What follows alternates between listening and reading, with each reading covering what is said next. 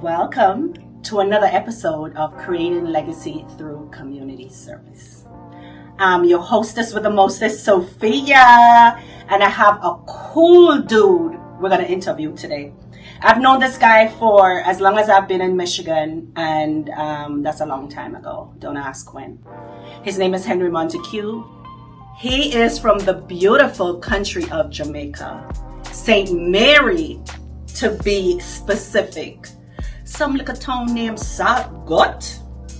Anyway, he's going to tell us a little bit about his story, how he got here from St. Mary, the work that he has been doing in our community. He's been here for an awfully long time doing great work.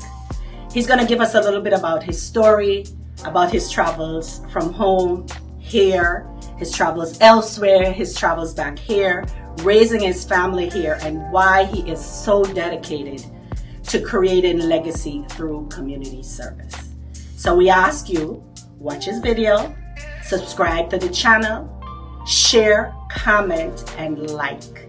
And again, always creating legacy through community service. Well, we're here again with another episode of the Creating Legacy Through Community Service series.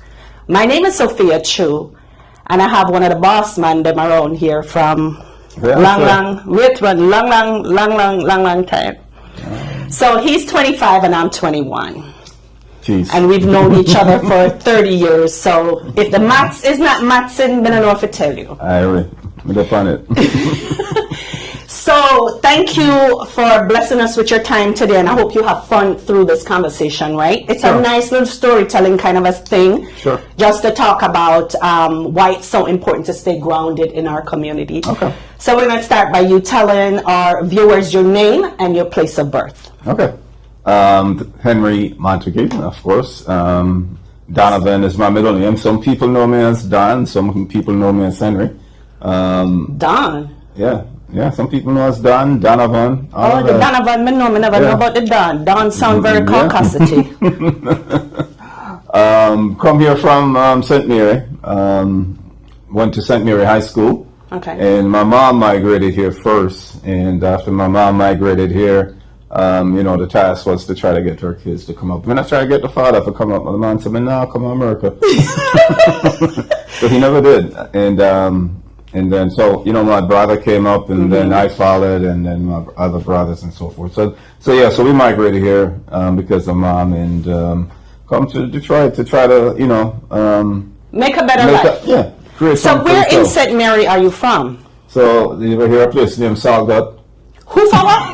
You see that? No, I've never heard of So it's actually, Saltgut. it has a different name, but Boscobel, where they have Ian Fleming's airport right now. Okay. That is the area that I'm from, but there's also a part of it that is called Saltgut, which is kind of where the fisherman community was. And my dad was a fisherman. He would get up at 4 o'clock in the morning and go out fishing. That makes sense. So when we get a Rockabessa from? A Rockabessa is close by too. Because Rockabessa is like 2.5 miles away from Saltgut or Boscobel. Because I remember Boscobel and I remember a Rockabessa in conversations that we had with your family. Rockabessa is right close by. Yeah, that's where my nephew is from. Ryan, his mom. Oh, that's where I know it from. Okay. Right.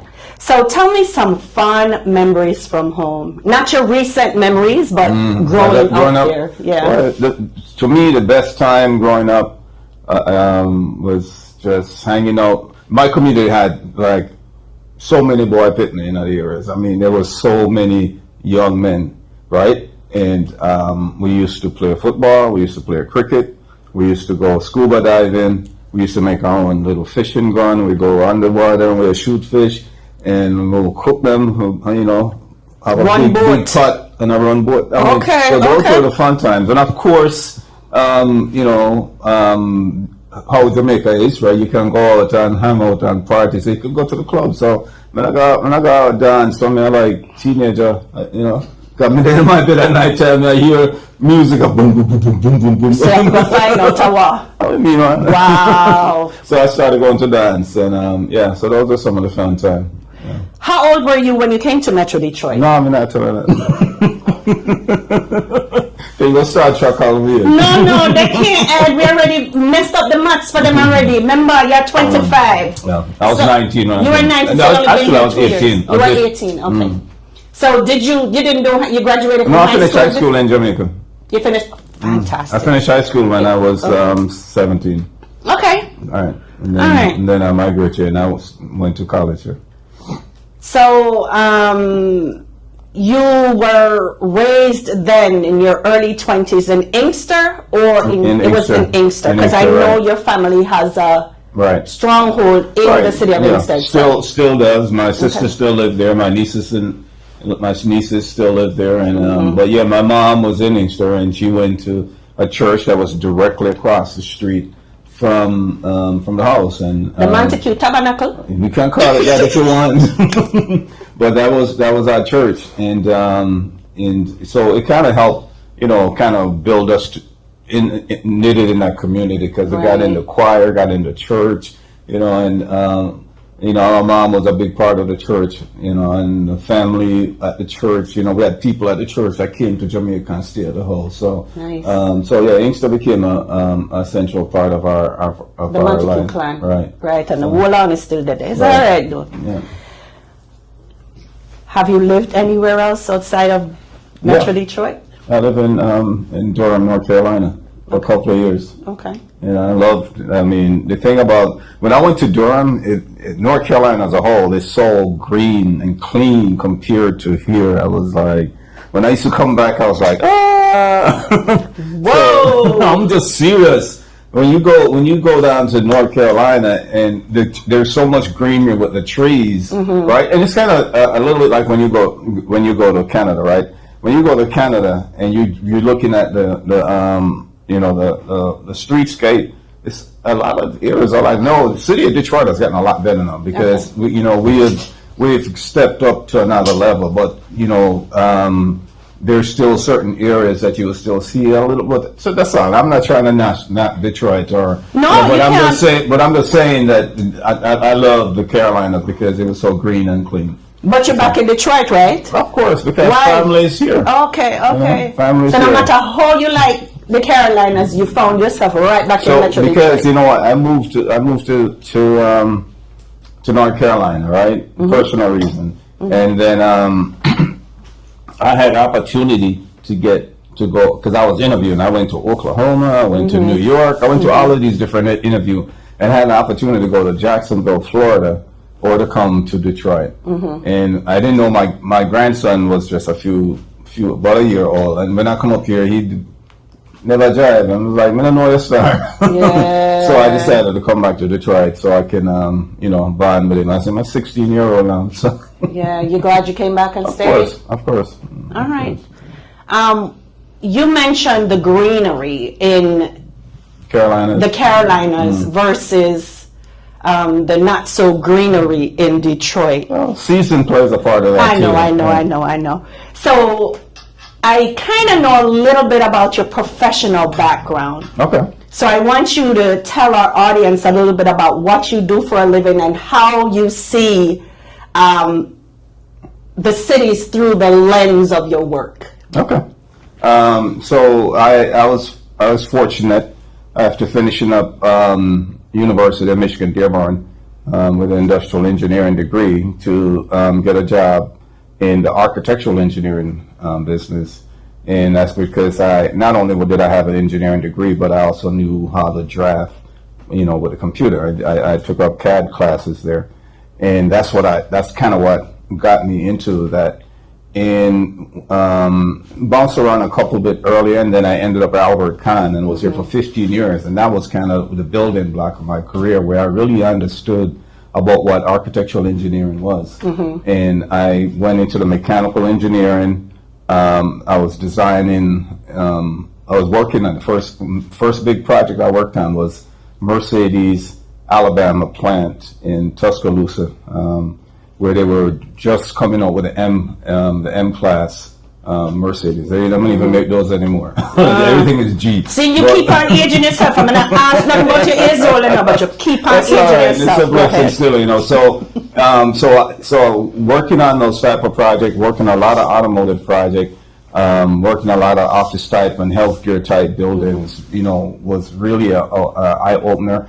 And it kind of got me motivated to like working with kids, teaching them, because I found a lot of kids that didn't know that stuff. And then, when I was in North Carolina, I came back and I started working with a company called BEI, and I worked with them for about a year and a half. And then I ended up going back to Albert Kahn, which is where I got most of my knowledge.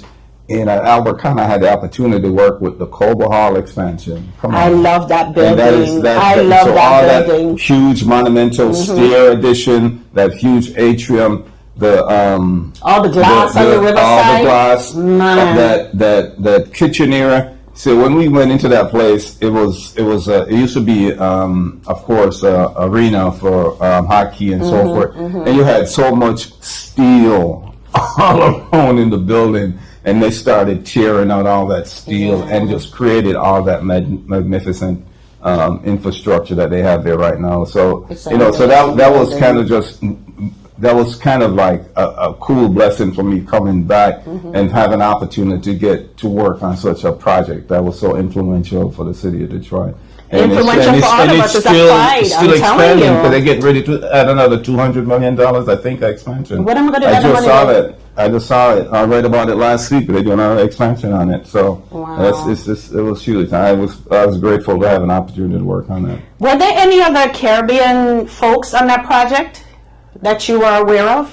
On any level, whether it's from there were people on the contracting side, because a project that's huge, they touch hundreds of people. It's not just 10, 20 people. So there were different people that were on. I can't name them right now, but there were different people that were on it that knew were Caribbean. Yeah. Okay, cool. Right. All right, just curious. So, to the meat and potatoes of the conversation. Tell me about your history with the Caribbean community in Metro Detroit. You have to start from way back, and kind of we'll come present day, but we'll take it little by little. So start from the beginning. That's funny, right? Because I can think back to the time when I got, because I knew the Caribbean community was here, right? I used to go to Archie and party and all them kind of stuff. Archie's a hole in the wall.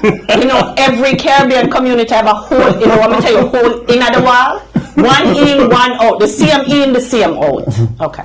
So, but I didn't really, I knew that they had a festival, they had all these other kind of stuff, but I didn't really, I didn't have no network to it. I know no avenues to get to it, and I wasn't really interested. But I think one night I went out, and I can't remember the name of the club now, that used to be out there, what was it, 7 Mile or 6 Mile? I think it was 7 Mile, by Saltfield. And it was me and my nephew, Samuel, that went out there, and we run into you, Ilian. You see me at club? And Ilian was like, well, recruit people to come join. And I had only been here 6 months at the time. Was it? Yeah, I've only been here 6 months at the time. So, and I think your sister was there too. Yes, Suzette was there. Suzette was there. Yeah. And then we ended up, I came out to the Jam meeting and I decided to get involved with Jam. And after getting involved with Jam, I got... Explain what Jam is. So Jam is the Jamaican Association of Michigan, which is, an organization that was created to bring Jamaican people together. So, initially, there's WIA, which has been here for, I don't know, from the 50s. Yeah, right? over 100 years. West Indies American Association, right? And we kind of felt like, okay, we need to have a specific organization that also highlighted Jamaican culture. And that was the birth of Jam, which was before I got there, because I was already there. And so I had an opportunity to get involved in Jam, and then from getting involved in Jam, I was introduced to CCCO, which is a Caribbean Cultural Carnival organization, and I became vice president. I don't even know how I dropped into that. I don't remember how all of that happened, but I ended up being vice president, and then being... I think you're a problem solver. Probably. And I think that's one of the reasons why... Maybe just opening up, skill level. No, not gullible. I think you're a problem solver and you believe in our community. Sure. So Sure. wherever there is a need, I Sure. find that you came in and fulfilled that role Right. and made whatever you touch better, right? Because when I would think like about, to hope so. oh, absolutely. That's why you're still around. Them not kick you out of none of the club them yet.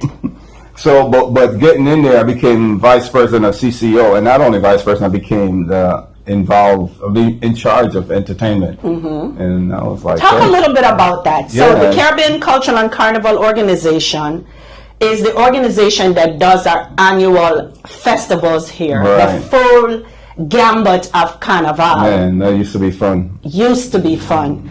So tell us about when it used to be fun and Right. you used to run it. And that's distinguished. I used to be fun because I've been having conversation with individuals recently to try to get it back to those days. Okay. Right. So when I got in, and they were like, okay, what am I doing for entertainment over the years? And I said, well, we need to get a big entertainer in here. Who, if you can get a big entertainer and draw the crowd, you can get more out of the American community, more involved. And I don't even remember how I ended up getting the connection for Shaggy, or if Miss Mavis got the connection for Shaggy, but we reached out to Shaggy. And we were able to bring him in, and I was That was working. right before he popped off too. Yep, I'm gonna get to that because I was working with Horatio Bennett, because Horatio Bennett used to have the newspaper called The Source, and we were putting the highlight, the ad on the back page of The Source, and we're getting all these little pictures of Shaggy and putting them on the back part of The Source, and that just kind of just sold it. It just kind of took off as far as advertising, and that festival was just awesome, and that was just like the start of the whole thing, and we just like, whoa, because we just kind of get the feel, and I didn't really know how to run entertainment as a business, right? I know what we wanted to do and the impact that we wanted to do, but I was still understanding and learning the business of entertainment. Because it's a big business, and if you know how to use it, they manipulate you and take advantage of you. So we were able to bring him in, and it really took this festival to another level. And after that, we were just kicking artist after artist. Tell us some of the names of some of the artists that you worked with. Donavan came in, Square One. They used to have Traffic all the time. Traffic is a soca band from Trinidad. Square One is a soca band from Barbados. We brought in Barrington Levy, Third World, Wayne Wonder. I mean, it was just all of these high power artists that was coming in, and it was pretty expensive. It wasn't. But if you can think of how to run thing as a business, right, and knowing, okay, if I invest this into it and I budget properly, and the impact that it can have, you can get people involved in that festival there. We reached out, we started bringing down costume from Toronto, and right. we had a parade that was just taken out. But what that did is galvanize the community. It became a magnet, because no people can always look to that and say, yeah, I'm gonna go to that Caribbean event, and then that was feeding the organization, because you had an opportunity to meet new people coming into the area. No, we don't have that magnet right now. We're trying to get that magnet back, because there's a lot of people that come into the area, but they don't know all of who lives here, and they don't know all of who exists here, and they know the history of what exists here.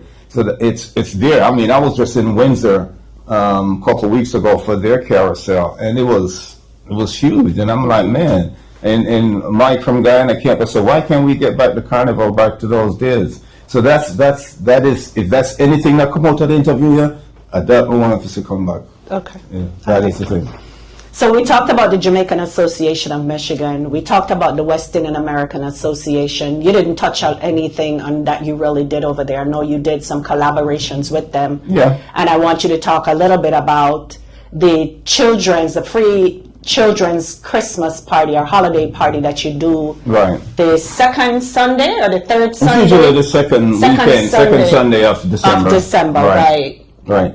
So, so when we rewrite the bylaws, right, and we file for 501c, and we kind of build it around some way of giving back to the community, to the kids, and right, and we were I'm speaking of course. So we were doing the scholarships, and we would give a little scholarship to kids when they graduate from high school. And then we were doing the free Christmas party, which was basically, and it still goes on, an annual event where we had it over at the hall, Western American Association Hall, and we bring out free food, free toys, free hats and gloves, entertainment, dancing, geared towards the children, age because 0 to. I just remember as a kid growing up, right? Right. Have all of these, gifts and stuff coming toward us, right? We used to go to Little Fear, and then we'd try to get one little brown paper bag with something inside of it, and that was our prize. But it was what we got, and we were happy. And all we wanted to do with our free kids Christmas thing was just share some of the culture, because that was the thing that we got from that. We didn't get no big gift, but the culture, the festivity, the food, the dance, and all that stuff. And we just want to brown paper bags. So now we're giving you toys, and we're giving you hats and gloves and stuff like that. And that still goes on, and there's nothing like giving back to the community, right? And when you're invested in kids, that's the biggest thing that you can do, because they're the future. They got to keep building on. And of course, you didn't ask the question, but also working with University of May I come to that? Why you rush my boss man? May I ask you about the Christmas party for the picnic then, boss man? So what's the age group that you guys cater for at the holiday party? So initially when we were doing that, it was like up to 16, like from birth to 16, and then we're like, some of these kids are them too old and them want all kind of stuff. We can't afford them stuff. So we cut it off at 12, and so now it's from birth to 12. And we might still have some 13, 14-year-old come in. If I come in, I say, they try to find one gift card, or we might find some speakers or something like that, headphones, and give it to them. So how old is that thing now? How old is the party? It's about, going on 30 I think years. it's not 30, it's about 27 years now. Yeah. It's about 27 there's a bunch years. of these things I think of when how old Christopher was. Isn't that weird? Yeah, you kind of tight with this one. Right, I'm 21, people. Don't believe the hype. How old his son is? I know. We won't talk about his age. So now I want you to talk about on the collaboration and the support arm of what the Jamaican Association of Michigan does. Right. You're going to talk about Kettering University. And I don't know if you guys still have that relationship as strong as it used to be, but we also have students at Wayne State University that JAM is now supporting. So tell us a little bit about those programs.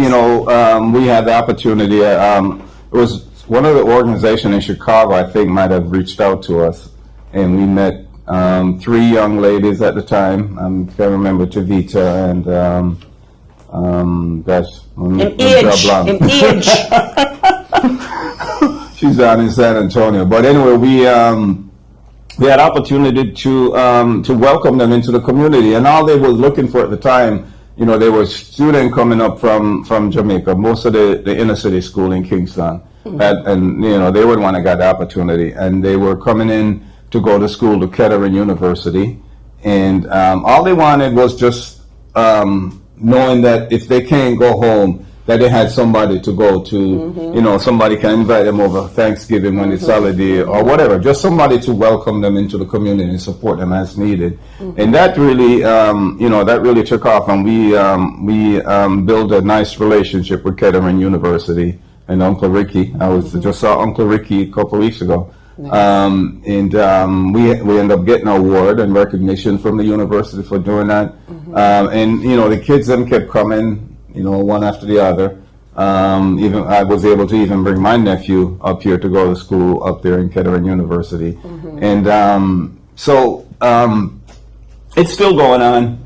I just had conversation with Uncle Ricky, because part of the challenge, Uncle Ricky just retired, and Uncle Ricky was the gentleman who used to go to Jamaica, Bahamas, and all of these areas and find these kids and offer them an opportunity. Because basically what it is, these kids are smart kids. They'll come up here, they'll take a test, and based on how they did in their test, they will get a certain portion of scholarship to keep them Make through sure the you year. say it's an engineering school. So these It's are an engineering super school. intelligent It's an engineering children. school, but because it used to be GM Engineering Institute, right? And it got changed to Kettering. But you had students who were in chemistry. You had some people who were doing like pre-med.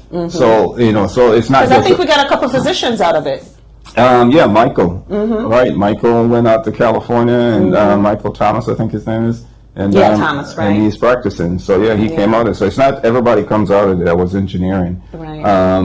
We have a young lady right now, Janice, who is doing, she was a chemical engineer, but she's doing finance, and she has a real head on her shoulder and want to get people to learn about her business. So hopefully, that will take off for her. But yeah, so it's more than engineering. But what I was getting to is that Uncle Ricky's saying that now that he's retired, right? One, who's going to go out and get these kids, right? No, I don't work for Kettering. And two, the funding, right? Because we know how things are going on in this administration. Yeah. A lot of the funding that used to be there for these universities to do this stuff, it's not there anymore. Right. So we're a little bit concerned that might, we don't, because he said, I don't know if this is the last group, right? And who's going to take on for him after that? So we're hoping and praying, and even the alum, some of these Jamaican kids And that that's what I was graduate, gonna allude to. they had started a program where they were reinvested, but now with so much of them have spread off, they're in Denver, they're in San Antonio, they're in California, it's not as knitted as it was before. Got it. And even if it is knitted, the amount of money that's needed for Kettering University, they can't do that by themselves. Sustain that. So it's going to be a challenge. But apart from Kettering, like you said, we're working with a young lady over at Wayne State, Sasha, and she's on her break right now. And then we also had opportunity to work with some students up at Midland, that's most of them. Those have graduated and started their family life and so forth, their life after college. So that was a good opportunity. And we're here. If anybody comes into the community and reach out and need support. That's what I was going to ask you. How did they learn about the Jamaican Association of Michigan? Well, like I said, the people at Kettering, right? The initial group, we got the contact to Chicago, right? And then after we had the contact, as the kids kept coming in, right? They were the ones who were there was able to say, okay, go see Henry, go see whoever, Ilian, go see Ronette, because Ronette, my niece. They all slept to her house, right? They didn't couldn't afford going home. They all were sleeping there. So the word of mouth was able to keep that going. And then the young lady that came to Wayne State, right? So with Midland, Patrick got word from someone in I think it was New York, Patrick Gordon. Okay. And he got the connection for the kids at Midland, and then so we were able to network through that and meet up and help out those. And then the young lady that graduated, Deborah from Midland, she was aware of Sasha coming up, and she reached out to me and said, hey, Sasha needs the same type of support when she come up. And so it's kind of just word of mouth, and that's kind of probably how we're going to have to depend on it to keep going for right now, because one of the things that I always try to tell these kids, make sure you pay it forward. If you can't help somebody, and if it's even a word of mouth, make sure you do that, because we got to keep that going. And we know how things is still tough in all of the islands, like Guam, Jamaica, whatever. They still, just opportunity make a big difference. I agree. So tell us how we can support the Jamaican Association of Michigan and where we can go to get information. For example, your IG page, your Facebook page, if there's a telephone number you want to share, an email address, something like that. It's a good time to do that. Okay, so no, give them your cell phone number, boss man. Not do that. So there's you asked a question, and it's a good question, right? Because it needs to be asked and needs to be said. So our organization has a little hiccups right now, right? Because of the fact that people have moved on to different communities outside the state. And you were and some people has kind of pulled back, right? And said, well, I don't have the time, So there's a few of us that still knitted and keeping it going.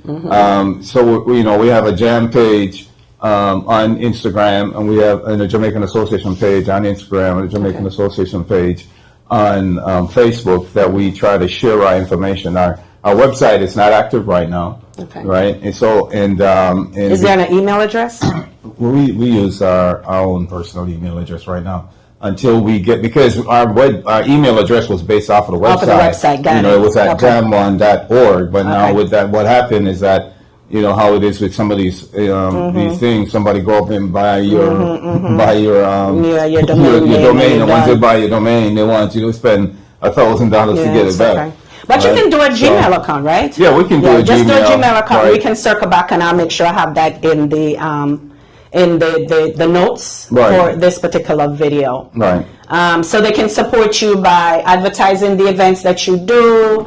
If they have financial support, they can reach out to you when it comes to the Christmas party, or any funding source that they have to assist you with the other events that you're doing. Right. They can DM. Tell them to slide in your DM. Them can sorry. They can slide in the DM at Jamaican Association of Michigan on IG. And we get a lot of message on our Facebook page. Yeah, or the Facebook page. I just like to slide in the DM. That's like we do get a lot of message. So that's kind of our sources right now. But we still we took the initiative to spearhead the picnic. That's what I was going to go to next. That's exactly where I was going to go to next. COVID was so devastating to our community. And the elders especially the elders in our community, right? Yeah, and when COVID came in 20 and 21, things just kind of like everybody didn't want to go out, right? And we were at the point that it was like, okay, and we need to be outside. We got to be not afraid, because people are gotten so afraid now. I'm not going out around people. I don't want to do that. I'm afraid I'm catching COVID. And it was a personal thing for me, right? Because I lost 2 brothers in COVID, so it became a personal thing for me, and I needed to get the community back out. So I took the initiative. I reached out to the picnic committee. And I said, are we going to have the picnic? And they said, no, COVID. And I said, well, we need it. And it didn't happen. So I took the initiative myself. I reserved a park. I paid for the park. I got the flyer going. And I said, I'll do all of that stuff. And I still couldn't get everybody, because everybody was still scared. They were still timid. But we were able to get that picnic the first year. And now I think that was 2021, I think 2022. It was 2022. Okay. Right, and we've done it 22, 23. No, it's 3 years. So it's and that was 23, and they were still afraid. Yeah, 23, 24, 25. Yeah, because you just had it. Yeah, we just had it, and they were still afraid in 23. And and this year it was awesome. That's what I was going to ask you. Compare 23 to 25. And it was funny because we're there and we're having a picnic, and we see these buses pulled up. And off of the buses, here comes about 50, 60 Muslim brothers, and they're all marching up to our festival. And when they got to our festival, they stopped. When they got to our picnic, they stopped. And they just disseminated into the crowd, and they started networking everything. And I was like, how did these guys know we were having a picnic? It was all over the place. When I tell you this picnic was all over the place. And they just networked in our picnic. And it was so cool because you could see them, enjoying the culture. And they went over to the Haitian community. They know how much the Haitian community was being persecuted, and they went over there and they were taking pictures with the Haitian community. And that was awesome. That was just a good thing. And then later in the evening, how we like coming late, the crowd just coming late, and everything just was nice. Nice. It was good. How was the football? The football, the guys them had matches that were supposed to play, so they just did some scrimmage. The main team that were supposed to play didn't play, so they just set up scrimmage and had the kids and other people just playing because the team had a match to play that day. Right. Okay. Let me see. So we talked about the festival. We talked about the Christmas party. We talked about the picnic. Is there any other local Caribbean event that you can think of that excites you to go to? Because it's been happening for so long and it brings our community together, and hopefully it brings out our supporters too, not just Caribbean people, because we tend to not want to invite Americans and other folks into our space. So is there another event that stands out in your mind that's been going on for a long time that you think the audience should know about? So, I mean, there's a few events. I don't know if you had one specifically in mind. I know for one that is still going on that people can come out and they can support is the Jalas Back to School. Yes, right? August, Which is right, it's going to be right. August 31st, and and that started from the DJ, them putting them things together, and they buy school supplies, and they have free food and music and games, and they give back, and that's going to be the 31st of December. 31st of August. What? Wait a minute. 31st of August at Rouge Park. Okay. And it's always a fun event, and of course one of our champion of that event, LaRock, a powerful voice, just a charming person in the community that did so much for the community. Santa Claus? He was our Santa Claus at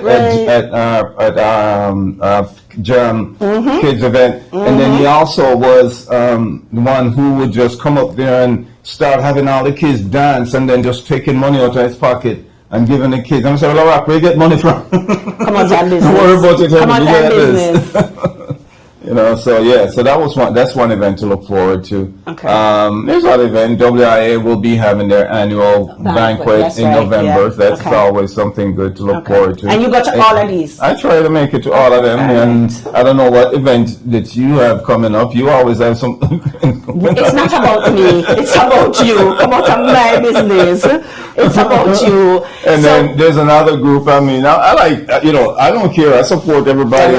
Big up everybody, right? There's another. It used to be called Jamaican United Association. Now they call themselves Talawa. Yeah, I saw that, and I was not sure what organization that was. The same organization used to be the Jamaica United Association. Okay. Right? All right. They are Talawa Association. Got it. They will be having a banquet later on this year. They're also one other thing that we were also I have to talk about this, that we were also involved in, and that's the three individuals that came here for eye and brain surgery. Yes. A few years ago. That was Cherry, Marie, and Mary. And they came here, and it was Curleen Brown. I don't even know how Curleen Brown got my information, but Curleen Brown, which is a TV personality in Jamaica, had reached out, and we made a connection and knew about these people coming here and coming to Ronald McDonald House. And, they had their surgery and went back home. And unfortunately, Cherry passed off a few years ago. Marie's still there. Mary's here right now in Detroit, and they'll be having a fundraiser this Saturday, the 2nd, for Mary, to help raise money for flyer. that. I think I've seen the flyer. So that's a part of the Talawa Association doing that. Okay, all right. Now I can connect the dots. Yeah. So, a very important question, especially for this particular conversation, is why is it so important to stay grounded in your community? Because I know you came here as a child. You're raising children. You have grandchildren. Yes, I have grand picnic at age 25. Why is it so important to stay grounded in your community? I remember as a teenager, growing up, like I said, we used to play football, play cricket, and all that kind of stuff back home in Jamaica. Okay. And then, so we had this one community that was called next to same Buscabel, next to Salgut, that was called Straw Town. And Straw Town was kind of like a one-sided town. Right? Yeah. There was nobody on this side of the road. Everybody lived on this side of the road. Wow. And there was it was kind of like a little, almost like our own garrison, right? Okay. Right, at the time.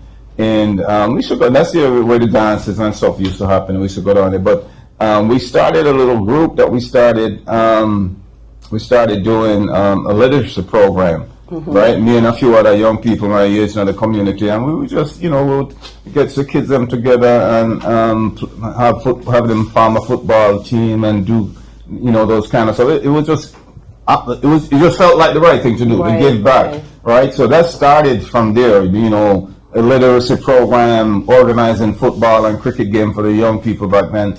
And I came here, that was ingrained in me. So when the opportunity came, from meeting you guys, and for that to come out, it was just natural, right? Right. And there's nothing more important in this life, right, than giving it, paying forward for all of these other people. Listen, we're here for a purpose, right? And our purpose is to try to make this world better.